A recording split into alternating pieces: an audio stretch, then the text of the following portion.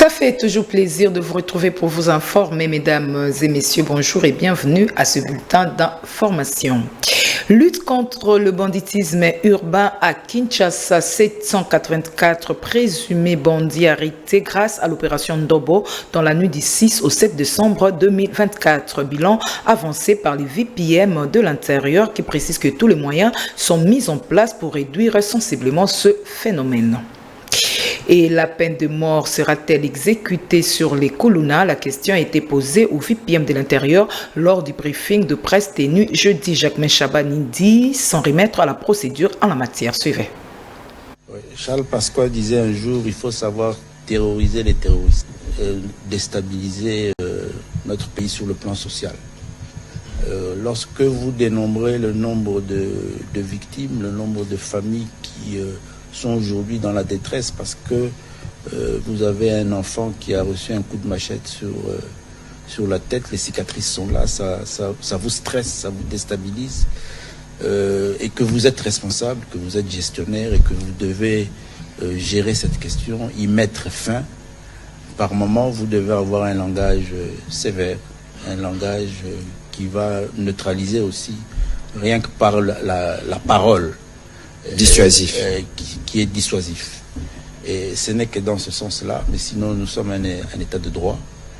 Et nous avons qui fait son travail selon les prescrits, selon la Constitution et les lois de la République. Donc je venais d'expliquer ici que l'opération dans laquelle nous sommes, c'est une opération facile à comprendre et à expliquer. Elle se fait selon les prescrits et les procédures en la matière.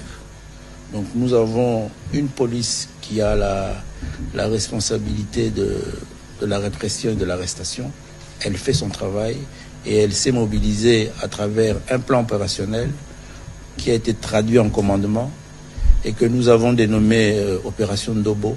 Elle se saisit de ces criminels, de ces délinquants qui sont à la base du banditisme urbain et elle les met à la disposition de la justice. Maintenant, notre justice, elle a des procédures qui sont des procédures légales.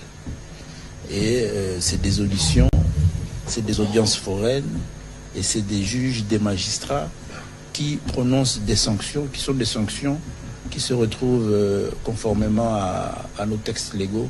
Donc il n'y a aucune crainte à avoir.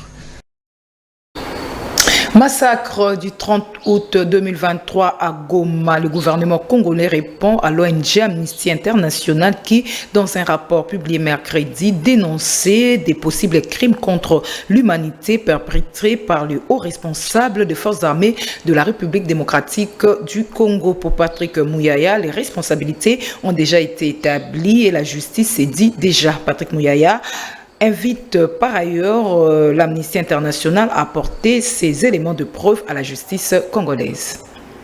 Le rapport qui est fait concerne de faits qui se sont déroulés il y a au moins une année. Lorsque Amnesty International fait son rapport, la question c'est de se dire d'abord ici, ce que nous on n'a pas attendu Amnesty International, qui vient une année après la commission des faits. Il y a eu un procès en flagrance. Il y a eu 2 membres du gouvernement qui ont été dépêchés sur place et qui ont donné des réponses sur base des pièces qui leur ont été communiquées. Moi, encore une fois, on ne peut pas aller dans le fond du dossier, mais il aurait été souhaitable pour Amnesty International, à travers ses experts, que si eux disposent des preuves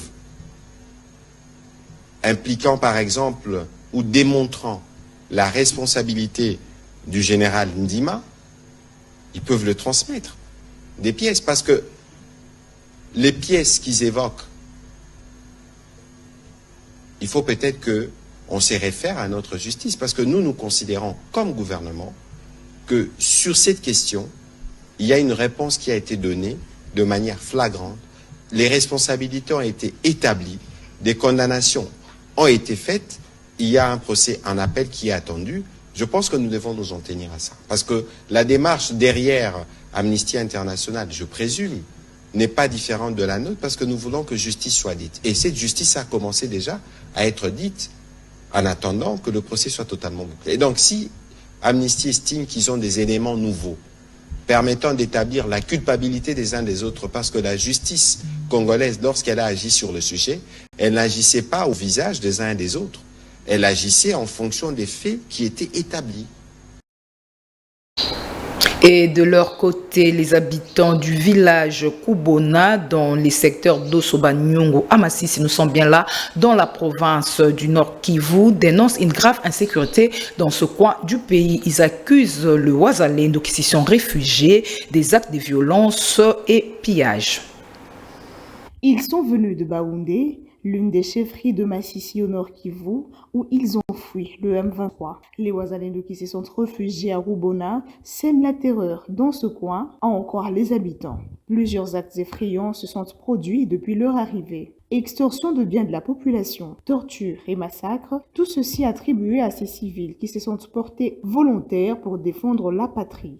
Cette situation cause chaque instant une psychose dans les chefs de la population, paralysant ainsi toutes les activités. Sans moyen de défense, la population lance un cri d'alarme aux autorités compétentes pour intervenir en toute diligence en vue de sécuriser et rétablir la paix dans ce coin de la province du Kivu. Embouteillage à Kinshasa, la question préoccupe au plus haut point le gouvernement congolais. Les confirmations sont du VPM de l'Intérieur au briefing de presse jeudi. Jacques Chabani souligne que le sujet sera à l'ordre du jour au Conseil des ministres de ce vendredi pour un état des lieux de toutes les mesures prises par les gouvernements pour réguler la circulation routière à Kinshasa. La réunion d'évaluation a eu lieu avant-hier. Il est vrai que la circulation dans la ville de Kinshasa est une problématique qui préoccupe le gouvernement au plus haut point et qu'un certain nombre d'instructions avaient déjà été données depuis un certain temps, ce qui avait fait à ce qu'une commission se mette en place au sein du gouvernement à travers le ministère de l'Intérieur, le ministère des Transports, le ministère des Infrastructures et différents services rattachés à ces trois ministères. Une série de réunions avait été faite et il avait été levé l'option sur certains tronçons de la ville de Kinshasa d'adopter une solution, je peux l'appeler comme cela, une solution de sens unique. Mais bien avant cela aussi, nous avions commencé une campagne de civisme sur la route. Alors, la solution de sens unique a été adoptée sur 4 tronçons, si je ne me trompe pas. Et nous avons eu un certain nombre de réactions et de retours qui a amené à ce qu'on convoque il y a 3 jours une grande réunion d'évaluation que nous avons tenue au ministère de l'Intérieur. Et c'était à la demande d'ailleurs de Madame le Premier ministre. Et nous allons faire un rapport assez détaillé au cours du Conseil des ministres de ce vendredi, qui va permettre au gouvernement de la République d'évaluer aussi avec nous tout ce que nous avons reçu comme observation des différents services qui étaient présents à cette réunion et prendre une orientation sur la continuité ou non, l'amélioration sur le plan pratique et technique de toutes ces options levées pour désengorger les routes de la ville de Kinshasa.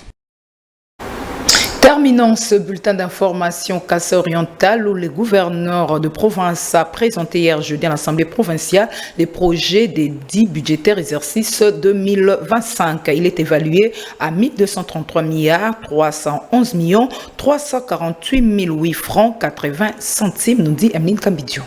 La plénière du jeudi 12 décembre de l'Assemblée provinciale du Kassai-Oriental a vibré au rythme d'un débat très houleux porté sur la présentation des 10 budgétaires faite par le gouverneur Jean-Paul Mbouébois. Des chiffres qui vont permettre de développer la province. Je confirme que ce projet des 10 constitue le reflet du programme de votre gouvernement provincial. Il reprend une série d'actions et de réformes à entreprendre en vue de permettre à notre province de poursuivre sa marche vers des perspectives d'amélioration des conditions de vie, la réduction de la pauvreté et des inégalités de nos populations. Les dépenses d'investissement comprennent ceci. 1. Dépenses d'équipement. Les dépenses d'équipement ont été exécutées à hauteur de francs congolais 25 464 550 francs congolais contre une prévision linéaire de francs congolais 25 430 459 577 francs congolais 10 centimes, soit un taux d'exécution de 0,10%. Pour les élus provinciaux, ce projet comprend plusieurs failles. Vous ne devez pas nous présenter un projet, la reddition des comptes sans le rapport de la Cour des comptes. Ce sont les grandes failles, Excellence, Monsieur le Gouverneur, quand je parle, le ministre des Finances, monsieur, qui peut demander à rejeter ce budget comme ça. Parce que ce sont les rapports ce rapport-là de la Cour des comptes qui détermine, qui prouve à suffisance comment est-ce que ce budget 2023 a été exécuté et qui vous donne même les orientations. Notez que ce budget prend en charge beaucoup plus de domaines qu'avant. Voilà qui met fin à ces bulletins d'information. Mesdames et messieurs, merci de nous avoir suivis. Bonne suite de programme sur la télévision du Répond.